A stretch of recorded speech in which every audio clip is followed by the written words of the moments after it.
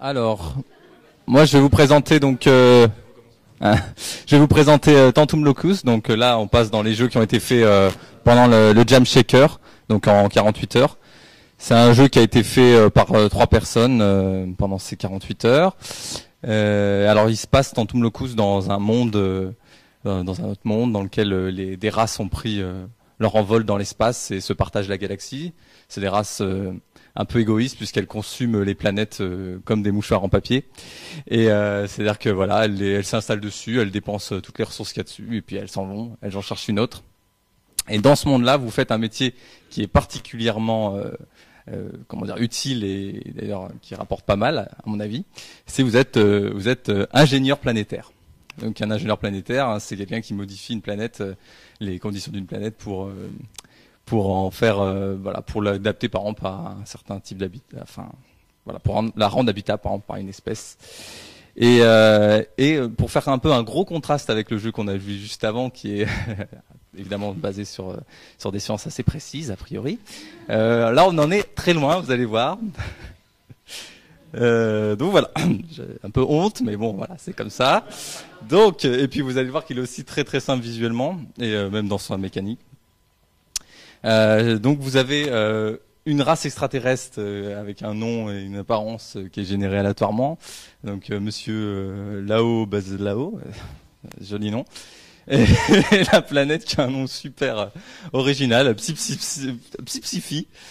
Voilà, donc elle est, chaque planète a 4 attributs: sa masse, sa température moyenne, sa proportion d'eau et sa quantité de végétation.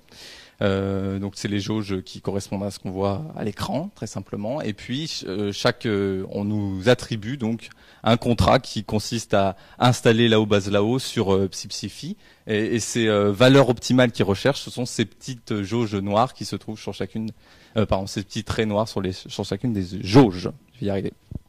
Donc tout simplement, le joueur va utiliser les modifieurs qui sont à sa disposition. Ici, il en a 4. Et va les poser soit sur l'atmosphère, soit sur la croûte de la planète, et ça va modifier tout simplement les attributs de la planète. Et l'autre notion qui se rajoute à ça, c'est le budget, parce qu'on est quand même dans un monde où l'argent est toujours très important. Donc le budget qui est représenté par les cercles en dessous des jauges. Vous avez eu 8 tentatives, vous pouvez appliquer 8 modifieurs par planète, par contrat.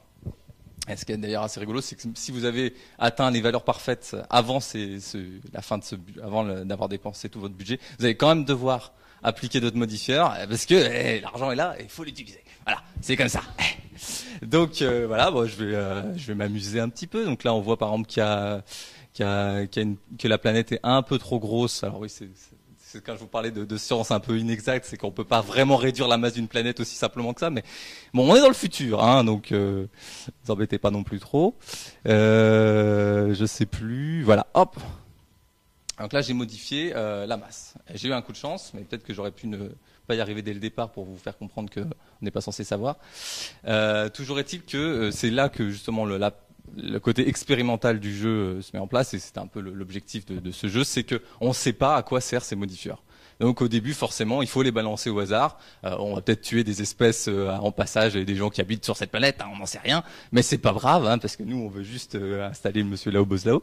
Et donc voilà, on balance des trucs, on regarde ce que ça fait, ça détruit le climat, etc. Alors, il faut un peu d'imagination, hein, je vous le concède, hein, pour voir une destruction de climat là-dessus, mais bon, bref, au bout d'un moment, on s'y fait. Voilà, donc on dépense ces 8... il y a trop de végétation.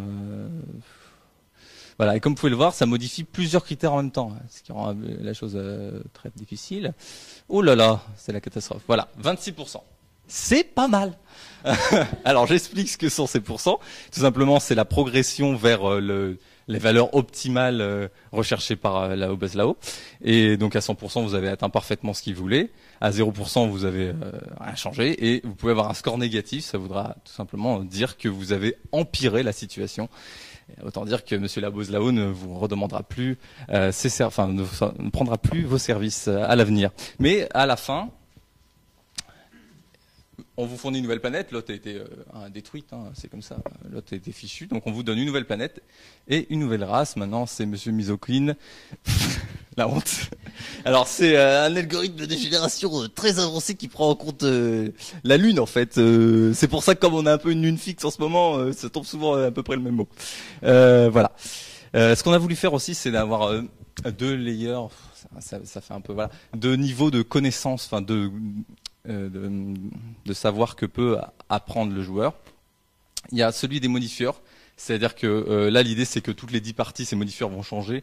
Donc, il va falloir à chaque fois qu'ils changent, réapprendre quels sont ces modifieurs. Et par-dessus, on a un autre layer qui est les règles qui régissent le petit monde qui est cette planète, qui sont par exemple, je vais vous donner un exemple de règle que le joueur peut comprendre, c'est par exemple si on baisse la température, on va avoir moins d'eau automatiquement. L'eau va s'évaporer. Donc, c'est des petites règles comme ça. C'est exactement ce que je voulais dire. C'est on monte la température. Et quand je vous ai dit qu'au niveau science, c'était pas tout à fait bon. Non, si on monte la température, ça fait évaporer l'eau. Et donc ce sont ce genre de choses-là qui, par contre, ne changent jamais au cours de toutes les parties, que le joueur va apprendre petit à petit, va être de plus en plus efficace, alors qu'on lui donne des modifieurs différents. Voilà. Je crois que c'est pas mal. On était 3, donc j'ai dit. Il y avait Marine. Alors malheureusement, j'ai pas mis le son. C'est peut-être un peu tard, mais je sais pas comment on fait. Voilà. On a Marine qui a fait donc le sound design, voilà, avec plein de sons aléatoires et tout, des petits bruitages. Il y a Kevin qui a fait le développement et moi-même l'artiste, hein, vous pouvez le voir, des talents certains, et game designer. Voilà, je vous remercie si vous avez des questions.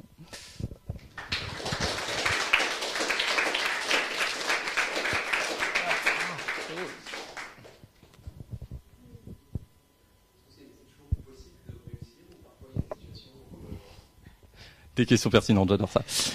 Effectivement, ce n'est pas possible toujours de réussir, mais dans la vie, parfois, le monde est injuste. Hein. Non. Concrètement, j'ai repensé après, en fait, on aurait dû faire un truc à l'envers, c'est-à-dire qu'on aurait dû appliquer à l'envers les modifieurs pour après s'assurer qu'il y a une possibilité, mais c'est pas le cas là aujourd'hui dans le truc. Mais ça serait peut-être une amélioration. Ça approcher le plus possible, après, c'est une question. Tout à fait. Ouais. Puis il y a des petits soucis aussi en termes de comment on peut déplacer que de à peu près 20. Enfin, je crois que c'est 10%. En fait, du coup, on peut pas être ultra précis. Mais bon, bref, c'est des petites choses qui pourraient être réglées. J'ai une autre question. En fait, c'est... moi, ce jeu, j'ai jamais vu jouer effectivement que dans le mode un peu au hasard. Non, bah oui, au début, parce que forcément, au début, on découvre. Mais toi qui le connais super bien, et qui même connaît peut-être les applications exactes de chacun des modifieurs, tu arriverais vraiment à faire un score évidemment bien meilleur que n'importe qui. C'est vraiment bête, je vous l'aurais prouvé, mais je dois vraiment partir pour de vrai en plus. Ah ouais, c'est con, hein, mais vraiment, je suis sur la sellette. Mais la réponse, oui, j'arrive à peu près à des scores de 80%. Bon, c'est ça. Oui. Il y a des planètes qui sont effectivement impossibles. C'est la vie. En tout cas, oui, on peut en tout cas attendre le plus possible, je pense, une fois qu'on connaît, mais c'est parce qu'il n'y a pas encore le système vraiment de réalisation des modifieurs, comme c'est prévu normalement dans le concept initial. Mais voilà. Et c'est programmé en quoi ? Alors c'est de l'HTML5, d'ailleurs c'était un petit peu le piège parce que Kevin n'avait jamais fait d'HTML5 avant de commencer, ce qui n'est pas conseillé pour faire une jam sur une technologie qu'on connaît pas. Mais bon, ma foi ça a quand même marché, donc c'est cool. Là il faudrait quelques lignes de code pour que ça soit jouable sur tablette parce qu'il y a quand même un drag and drop à gérer. Mais sinon c'est comme ça, c'est portable facilement, et c'est sympa.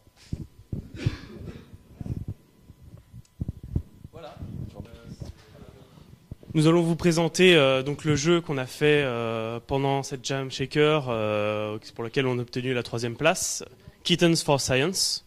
Donc le pitch du jeu, c'est le pitch du jeu, c'est qu'il faut utiliser la méthode scientifique de base, expérimenter et en déduire les règles du jeu pour pouvoir avancer jusqu'à la fin. Tu peux lancer.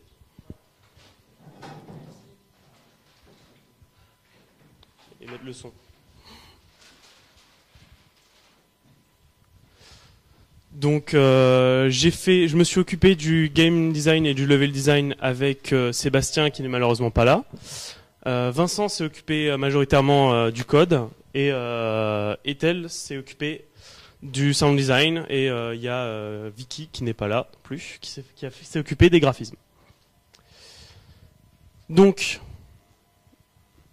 C'est un jeu de plateforme assez simple en fin de compte, parce qu'on bouge, on saute et on peut lancer des chatons.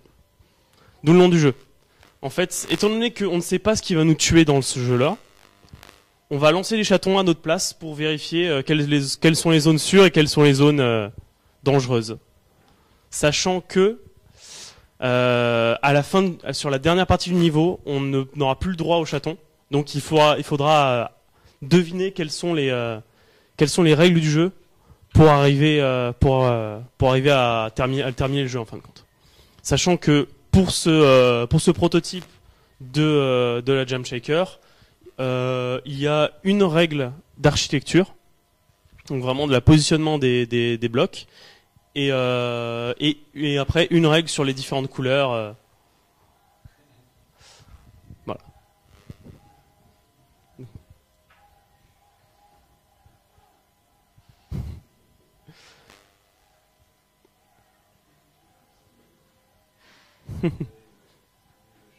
Alors.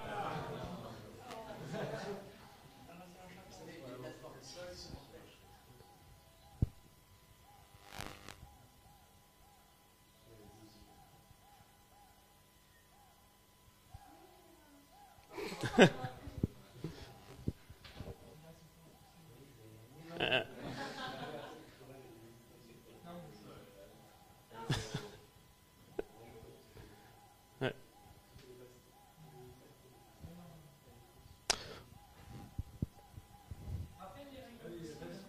Les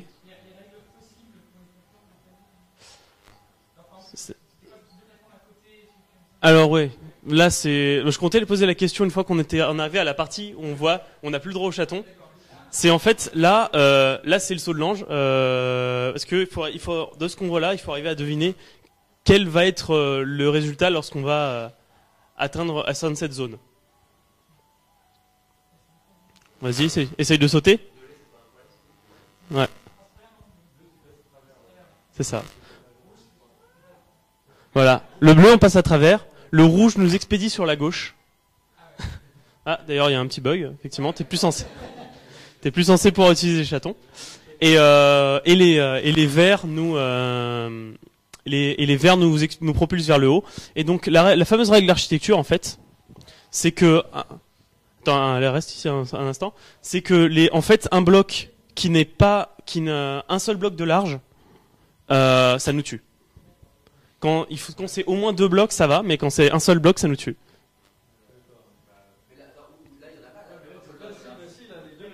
C'est ça. Tu vois ? C'est-à-dire que celui-là, il est tout seul. C'est qu'un seul de large, et celui-là aussi. Mais celui sur lequel tu es aussi dans ce cas. Non, il y a tout cela.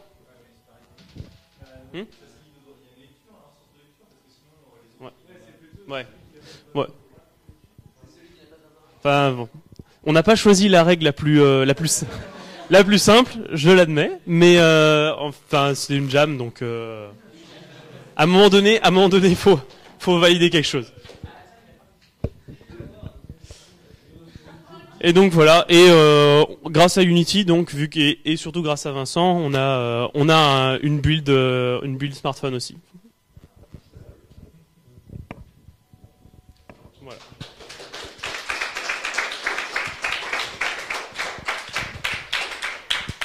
Si vous avez des questions.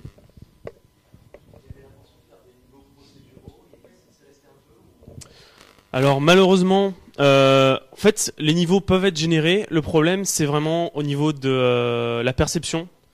Pour qu'il y ait une vraie cohérence, il faudrait que chaque couleur ait un effet. Mais il n'y a pas ce lien entre la couleur et l'effet, ce qui fait que même si on plaçait des blocs dont la couleur et l'effet seraient aléatoires, on serait pas certain d'avoir cette cohérence sur tous les blocs, et donc ce serait le gros n'importe quoi. Donc c'est fait à 60%, quoi, mais c'est pas terminé, donc on a préféré pas le présenter.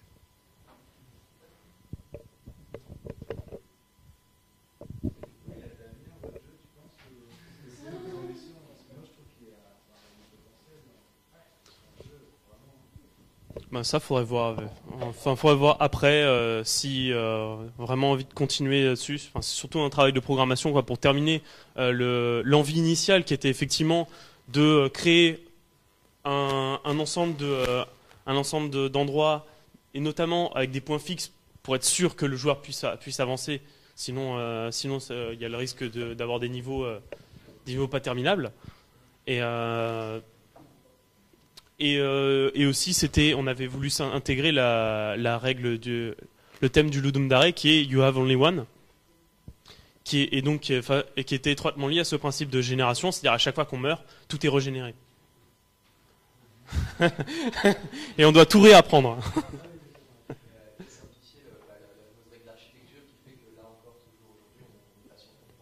Oui. Oui. Les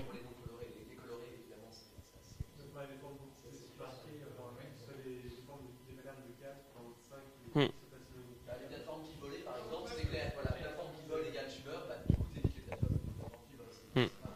Après, c'est parce qu'elles volaient, mais surtout parce qu'elles n'étaient pas voisines. Mais c'est parce que, en fait, ouais, il y avait parce qu'elles n'avaient pas de cases adjacentes, en fait. C'est vraiment un tout seul tue. Si on a un à sa gauche ou un à sa droite, c'est bon. C'est bon. Ouais, la fin c'est une erreur. Normalement, devait y avoir une case de couleur, mais on a oublié.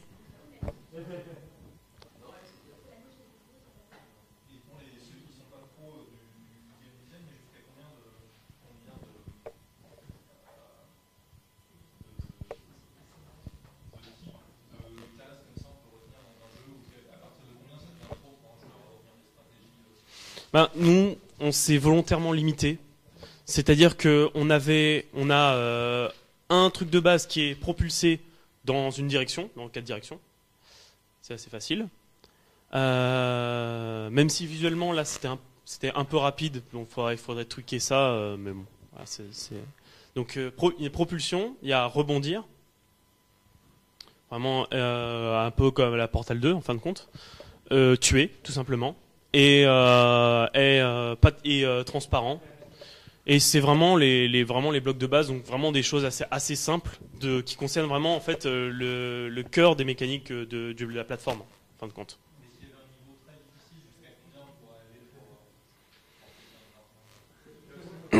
En termes de blocs différents?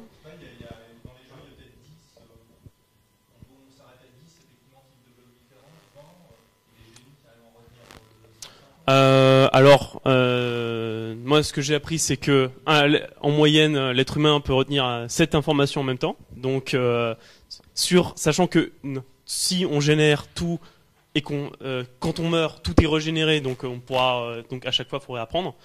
A priori, un maximum de 5, je dirais, 5-6 blocs différents, pas plus. Ce serait bien parce que derrière, effectivement, sauf si on a envie, effectivement, de faire un niveau extrêmement difficile. Qui va challenger la mémorisation du joueur. Mais j'avais vu un jeu il y a quelques années qui était un jeu de cartes en fait, où le but du jeu de cartes c'était de découvrir quelle était la carte suivante qui suivait la même suite ou un truc comme ça. Donc c'était aussi une histoire de logique qu'il fallait essayer de découvrir, et tu pouvais faire des expériences, tu pouvais, tu vois, et tu avais le droit de publier en fait tes résultats, parce que les scientifiques ils aiment publier et dire qu'ils sont trop forts. Mais tu avais le droit aussi de prouver que l'autre avait tort, parce que tu pouvais trouver un contre-exemple. Et donc je me demandais en fait si on pouvait imaginer de refaire le même type de choses là, où en fait tu pourrais proposer aux joueurs par exemple, soit tu proposes des combinaisons toujours plus complexes, par exemple c'est 2 de suite, tu vis une seule, tu meurs, mais tu peux imaginer les règles aussi complexes que tu veux. Et tu peux inviter les gens à explorer un monde toujours plus complexe et les inviter à prouver les règles, et éventuellement à en proposer d'autres. Enfin, tu vois, tu peux faire des concours où tu... C'est en fait rendre toute cette partie qui est implicite dans la tête du joueur apparente dans le jeu. Oui, et social, et donc tu as besoin de la publier, et tu peux...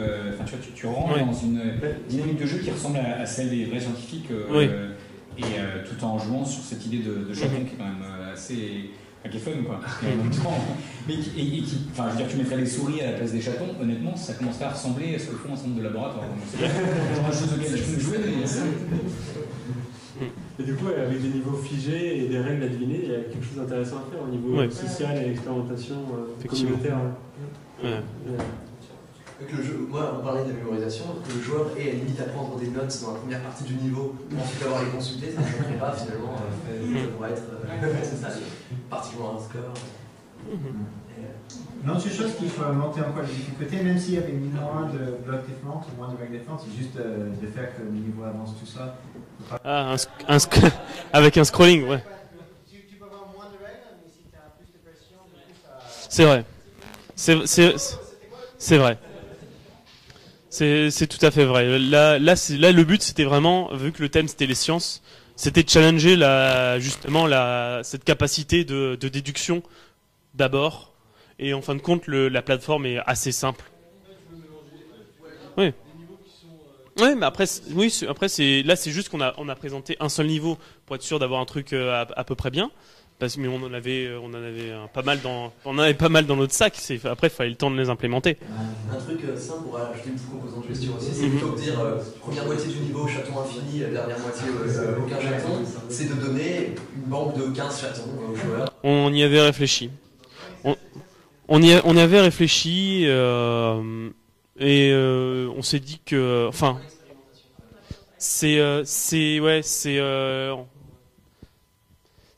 on a pesé le pour et le contre et on s'est dit que en fin de compte ce qui était fun, c'est justement de pouvoir tester à l'infini, et que du coup avoir une réserve limitée de chatons, c'était pas très intéressant. Ça impliquait en plus dans une jam de développer de l'interface en plus pour dire il te reste tant de chatons. Comme dit Marion, on peut toujours traquer le nombre de chatons effectivement utilisés sans limiter le joueur pour à la fin lui dire et en plus tu l'as utilisé. C'est ce qui était marqué. C'est une très bonne idée si vous voulez. Alors, donc, moi, je vais vous parler de la Bratz. Donc, c'était le deuxième prix au Jam Shaker de la Cité des Sciences. Sauf que nous, on a des petits problèmes matériels, parce que comme vous allez le voir, en fait, on a un jeu qui est assez exigeant niveau matériel. Or, il se trouve que ce soir, on n'a pas pu ramener tout le matériel. Nous, en fait, voilà, on a une démonstration, même si elle ne fonctionnera pas. Voilà, faire semblant. Mais donc, la Bratz, en fait, c'est un jeu qui, comme vous voyez, donc sur tablette, qui utilise la technologie des éditions volumiques. Donc, les éditions volumiques, qu'est-ce qu'ils font? C'est des figurines qui peuvent être détectées par la tablette. C'est-à-dire que vous avez des socles. Là, on ne les a pas, justement, c'est le problème. C'est pour ça qu'on ne peut pas vous faire la démonstration. On a des socles donc en aluminium, en métal conductible, en fait, avec trois pattes en dessous, qui imitent 3 doigts sur l'iPad. Et selon la position de ces pattes, on peut détecter la position de la figurine, comme ça, en gros. Comme ça, sur l'iPad, son orientation, son déplacement, etc. Tout en temps réel. Et donc sans puce, sans quoi que ce soit, juste avec l'électricité de votre corps. Voilà, ça c'est la technologie qu'on a voulu utiliser. Et donc le principe, c'est qu'on a donc ces figurines, bon, je vais vous montrer ensuite, qui interagissent avec le jeu. Donc la Bratz, le principe, vous êtes en fait vous contrôlez une troupe de rats de laboratoire, et votre but c'est de vous échapper du laboratoire où vous êtes cruellement emprisonné. Or, il se trouve que les cages du laboratoire sont contrôlées par des serrures activées par des lasers. Et vous, comme vous êtes des rats de laboratoire, vous êtes malins, et donc vous allez contrôler en fait des lasers et des miroirs pour déjouer donc un certain nombre d'énigmes et donc libérer vos congénères. Donc évidemment, c'est un puzzle game avec des tableaux de plus en plus difficiles à résoudre. Donc voilà, ça c'est tout ce qu'on a du coup à vous montrer, qu'on n'a pas le prototype, qu'on n'a pas le matériel pour vous montrer vraiment. C'est une vidéo tournée en 2 minutes sur un coin de table, mais vraiment. Mais ça a marché, voilà. Donc voilà, là vous avez donc un exemple. Donc là, au début du niveau, vous avez un splash screen qui vous dit vous aurez besoin de tels éléments dans ce niveau-là, posez sur la tablette pour activer le niveau. Donc là, en l'occurrence, c'est le premier niveau tuto. Vous avez le laser, et comme vous avez vu, donc on a cette figurine ici qui projette en fait le laser dont vous aurez besoin pour ouvrir les cages, que vous pouvez déplacer sur la tablette et ainsi orienter le laser. Voilà, comme ça. Et là, voilà, on ouvre la cage et les souris sortent. Donc on a mis un petit délai de 3 secondes voilà, sur le verrou pour être bien sûr que vous ayez la bonne solution. Et de plus en plus compliqué, là vous avez le laser et le miroir, par exemple. Donc tout simplement il suffit, voilà. Vous avez l'orientation qui est détectée, donc vous devez orienter le laser vers la cage.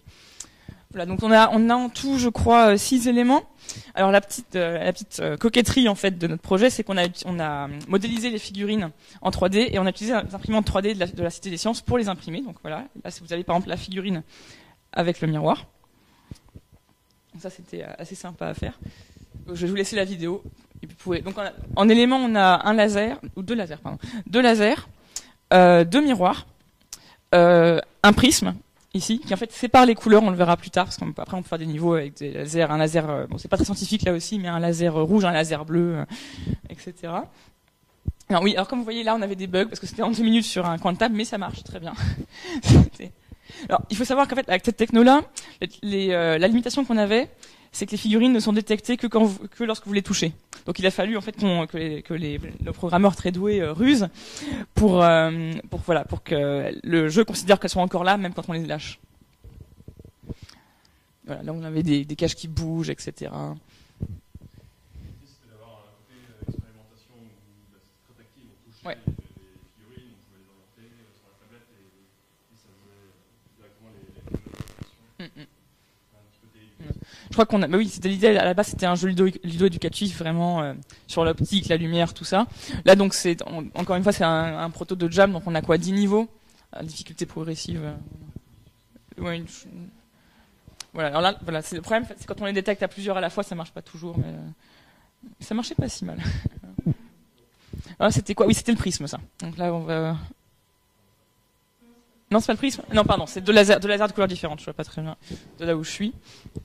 Alors évidemment, vous avez des lasers, mais vous pouvez pas directement les mettre devant la serrure, hein, sinon c'est trop facile. En fait, vous avez des zones où les lasers fonctionnent, donc où les lasers sont alimentés en fait. Donc vous voulez passer les lasers et les orienter comme vous voulez dans ces zones-là, et ensuite vous devez vous débrouiller avec les éléments du niveau, les murs, les miroirs, etc., etc. Là par contre c'est le prisme. Là. Donc il faut. Il n'était pas si facile celui-là, voilà, arriver à séparer les rayons au bon endroit pour activer les deux à la fois. Et voilà. De quoi? Oui. Ah mais on a s'entraîné avant évidemment. Et alors, il y avait même un miroir circulaire, je pense qu'on va le voir après. Non.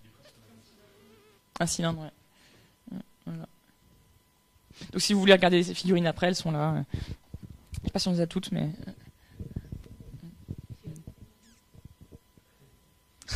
Toujours les bugs de détection. En fait, on avait les mains moites forcément après la jam, et en plus elles étaient chargées en électricité statique, donc pour la vidéo ça marchait pas terrible, mais pour les tests ça marchait très bien. Je sais que je me répète. Mais... En plus, je crois que c'est le dernier niveau là, donc. Ah oui. Alors là il fallait voilà le prisme et le miroir, voilà pour ça c'était vraiment la maîtrise.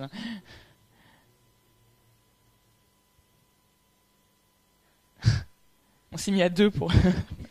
Voilà, je crois que c'est bon. Ouais. Voilà, c'est bon. Maîtrise. Voilà. Et c'était voilà. Et donc on était donc on était 5 sur la réalisation. On s'en fout. Donc on avait voilà, deux programmeurs, artiste 2D, donc c'était Yu ici qui a fait les modèles et tout ce qui était graphisme 2D. Moi j'ai modélisé les figurines en 3D et je me suis copié les imprimés. On avait aussi une sound designeuse très talentueuse. Là on n'entendait pas malheureusement, mais pardon, j'ai oublié Gary qui faisait le level design. Excusez-moi. Et programmation. 3 programmeurs, voilà, c'est pour ça qu'on a pu attaquer une nouvelle techno. Merci.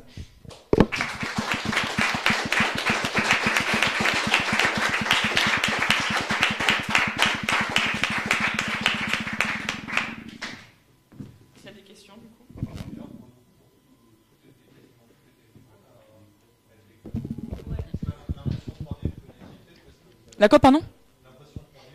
Moi, je connaissais, ouais. C'est pour ça que, justement que je m'étais soumise sur ce projet, hein, parce que j'en ai déjà fait avant et c'est vraiment sympa à faire. Donc,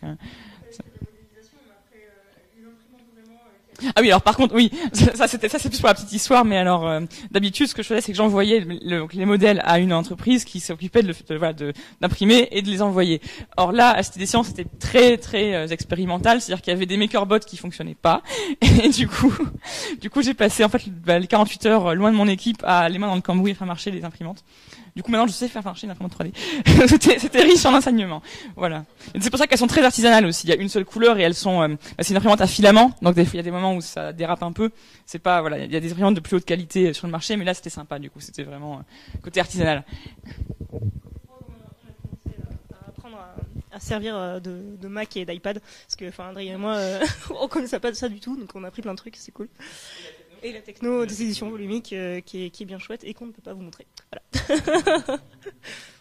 Et qu'est-ce que d'après vous ça peut apporter en plus d'utiliser à la fois dans le jeu quelque chose une scène générée sur un écran, puis toucher, je veux dire, avoir le côté tactile très fort et tangible. Est-ce que ça change le game design ? Le game design peut-être moins, mais ce qui apporte en gameplay en fait, c'est que avec avec la génération sur un écran, on peut se permettre d'avoir énormément de niveaux qui peut s'adapter à la difficulté voulue par le joueur. Par exemple, si on présente le jeu à une classe de primaire, on va peut-être pas mettre les mêmes niveaux que pour une classe de collège ou etc. Donc ça permet d'avoir beaucoup de mise en place de niveaux simplement.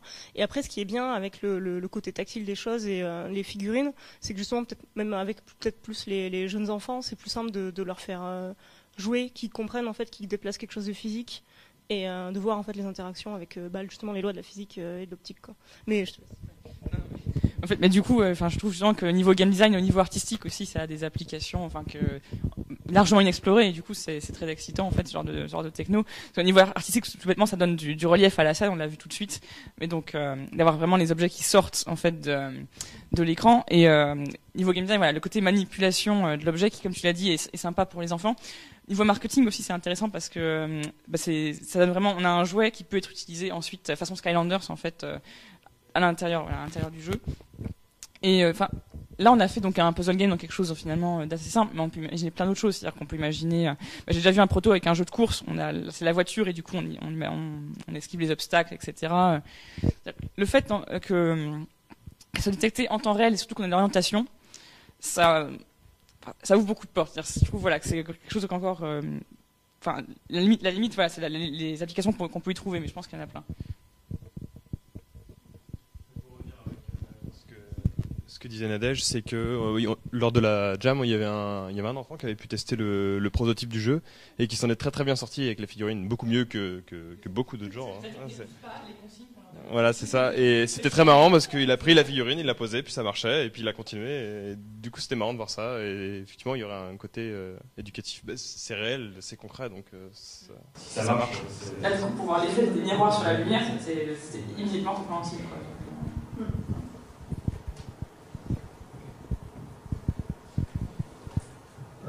Du coup, là, vous avez combien de figurines? Alors là, on a 6 modèles différents. Donc on a 2 lasers, 2 miroirs plats comme ça, et deux spéciaux. Donc on a le prisme et le miroir cylindrique qui est pas tout à fait au point. Est-ce que vous avez expérimenté pour voir combien de figurines il faut y mettre ou que ça devenait trop compliqué? Parce que j'imagine que ça devient assez vite chargé. Ça, en fait, c'est une limitation de la techno, c'est-à-dire que sur un iPad comme ça, il y a juste 11 points de touche. Ça veut dire avec des figurines à 3 pattes. Ça veut dire qu'on peut en mettre 3 en même temps. Oui, mais si on les touche, on le met et puis on ne déplace pas. Oui, ça peut marcher. Mais après, là, on était sur des socles qui étaient quand même assez gros, vous l'avez vu, donc ça charge effectivement l'écran. Par contre, on peut faire des figurines plus petites. Le problème, en fait, comme ça dépend, la reconnaissance dépend de l'écart entre les pattes, plus les figurines sont petites, plus les cercles sont petits, plus ça limite le nombre de figurines différentes qu'on peut faire, évidemment, combinaisons différentes. Donc plus on a des gros socles, plus on peut faire de variété.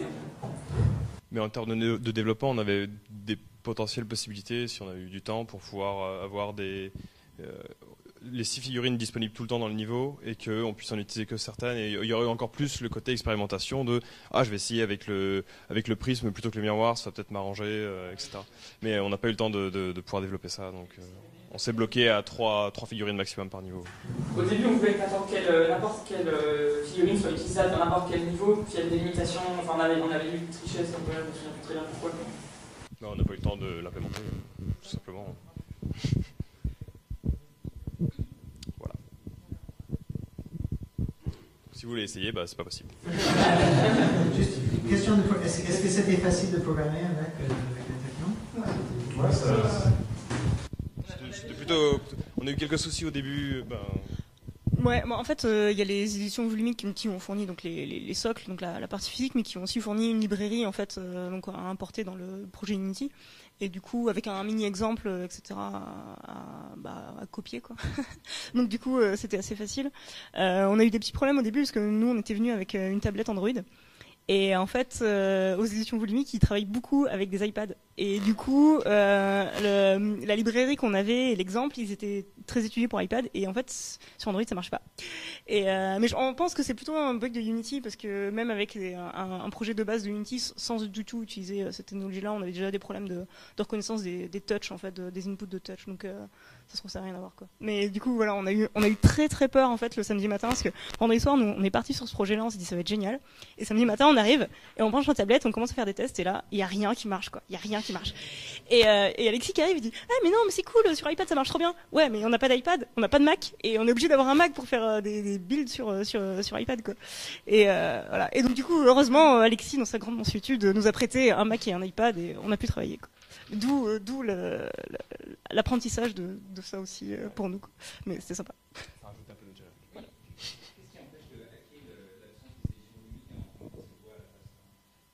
Il faut juste connaître la... Non, mais ouais, essayez, quoi. Essayez, c'est pas possible. Ça marche de temps en temps. Enfin, en cherchant, on peut arriver à trouver une forme. C'est-à-dire qu'à la limite, vous pourriez reprogrammer les choses de façon à ce que ce soit des patterns de doigts plus faciles à faire. Et arriver comme ça à hacker le truc, quoi. C'est juste beaucoup moins agréable, quoi. C'est pas très confortable de rester sur les trois doigts à faire ça. Limite, autant faire des dual sticks, comme on dit. Un stick pour le déplacement, un stick pour l'orientation. Ou de une robe de figurine. Ouais, figurine, mais c'est non, je veux dire, si on voulait se passer de figurine. Ouais, mais d'un côté, des jeux avec les doigts, je pense que les mots, ça peut, tu vois, les... Oui, c'est un écran, hein, on peut faire des trucs comme ça, je pense. Après, en fait, à partir du moment où tu l'as positionné, c'est bon, quoi. Donc, en fait, c'est pas que tu as besoin de rester pendant 3 heures. Ouais. Non, mais tu pourrais dire qu'à partir du moment où tu l'as posé, c'est remplacé par un... Dans tout le déplacement, il faudrait aller regarder le... D'ailleurs, là, si on regarde sur la vidéo, il y a, en fait, en dessous des figurines, il y a les objets, en fait, existent sur l'écran aussi. Enfin, oui, donc en théorie, tu pourrais faire. D'ailleurs, il n'y avait pas une ligne, ceci dit, où il fallait rester en temps réel, braqué sur la serrure. Et du coup, ça demande plus de dextérité. Après, pour être triché, tu prends un pattern pour faire apparaître une figurine, une fois qu'elle est posée, il suffit de la toucher pour la déplacer. Même sans faire la liste, d'abord tu passes la première. Mais t'as noté quand même les figurines à la base. C'est juste pour déplacer les éléments. Si vous ont appris, c'est pas sympa. Je hack. C'est vrai que c'est dommage d'avoir fait un jeu que tu puisses plus jouer derrière. C'était un peu le problème.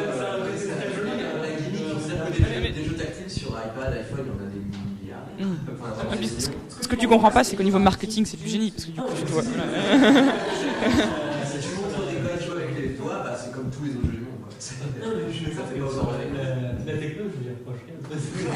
Non, mais c'est ça en fait, c'est-à-dire que tu vends les figurines qui sont à la fois des jouets à collectionner et voilà. Donc c'est ça le côté marrant. Oui, Skylanders, mais Skylanders c'est pas pareil. En fait, Skylanders les figurines sont super chères et la techno aussi est super chère. Si t'as une puce qui peut échanger des informations avec le truc, là la figurine elle coûte rien du tout. Genre c'est de la peinture conductive, ça coûte que dalle. Ouais, pourquoi est-ce que vous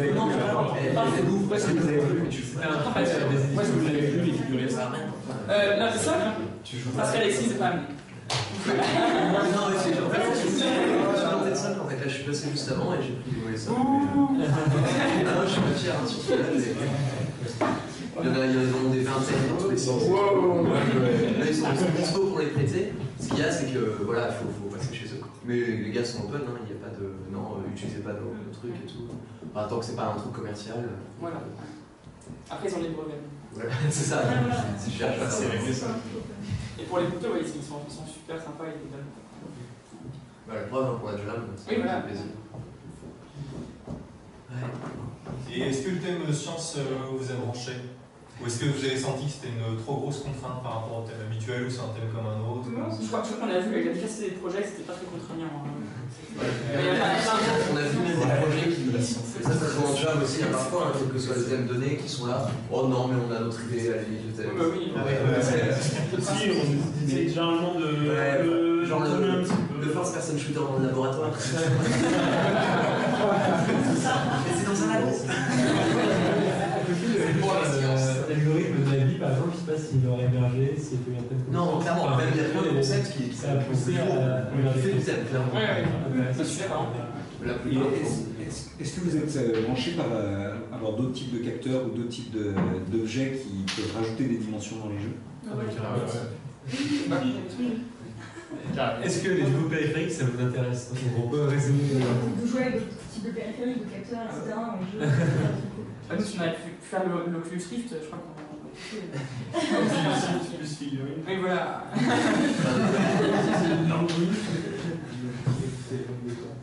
Des trucs d'inputs différents, quoi.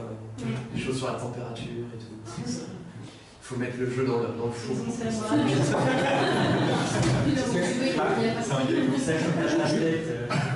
Juste pour donner un exemple de choses que Amundsen a développées, par exemple, enfin des choses qui ont été développées ici, on a un capteur de mouvement dans toutes les dimensions, rotation et déplacement. Vous pouvez l'utiliser et rien qu'en bougeant, vous pouvez faire des choses. Et puis il y a un autre capteur qui est un capteur de rythme cardiaque. Et donc vous pouvez capter le rythme cardiaque et ses variations. Donc si tout d'un coup t'as trop peur, je sais pas, peut-être que tu meurs parce que t'es cardiaque, tu vois, ou tu peux donc apprendre à contrôler ton rythme cardiaque, à rester zen ou au contraire à t'exciter. C'est une vidéo qui avait fait ça aussi. Ils l'ont calé, je crois. Ils l'ont calé, mais il y avait un musique comme ça. Ouais, ils parlaient de leur Wii Sensor, le Vitality Sensor. Pareil, pour les jeux d'horreur et tout. Ils y croyaient, ils avaient l'air d'y croire, ils sortent des trucs, puis peu à peu discrètement ils ont entendu parler du game. C'est peut-être pas assez grand public, mais pour des expériences, ça peut être super intéressant. Ah, ça peut être génial.